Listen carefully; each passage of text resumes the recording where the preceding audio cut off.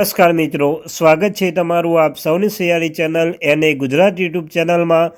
હું નિકુંજ પરમાર આપ સૌનું તહેરીર સ્વાગત કરું છું. તો મિત્રો, આજના મહત્ત્વના સમાચાર આવે છે.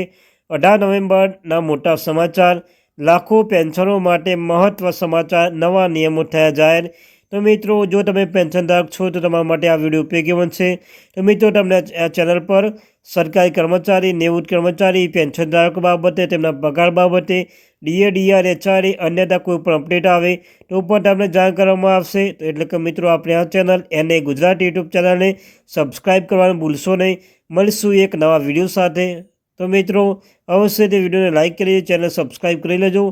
તો સૌપ્રથમ મિત્રો, આજના વિડીયોમાં તમને કહ્યું તેમ પેન્શનો માટે મહત્ત્વના સમાચાર જાહેર કરવામાં આવે છે. તો તમે જોઈ શકો છો મિત્રો, કેન્દ્ર સરકારના નોકરી માટે નિવૃત્ત થનારા કર્મચારીઓને મારે 16 નવેમ્બરથી ઉપલબ્ધ છે. અને આ મારે 4 નવેમ્બર 2024ના રોજ એક નોટિફિકેશન બહાર પાડવામાં આવ્યું હતું. આ ઓનલાઈન પોર્ટલ પેન્શન પ્રક્રિયા સરળ અને વધુ અસરકારક બનાવવા માટે બનાવવામાં આવે છે. અને આ જે છે મિત્રો, આ ફેરફાર હેઠળ પેન્શન પ્રક્રિયાને સરળતાથી ચલાવવા માટે સંબંધિત અધિકારીઓને તાલીમ આપવાની રહેશે. અને આ તાલીમ માત્ર ઓફિસ હેડ અને નોડલ અધિકારીઓને નવી સિસ્ટમનો ઉપયોગ કેવી રીતે કરવો તે સમજવા મદદ કરશે. તાલીમ કાર્યક્રમ ટૂંક સમયમાં શેર કરવામાં આવશે. એ તમામ સરકારી મંત્રાલય તે વિભાગનું સુનિશ્ચિત કરવા માટે નિર્દેશ આપવામાં આવ્યો છે.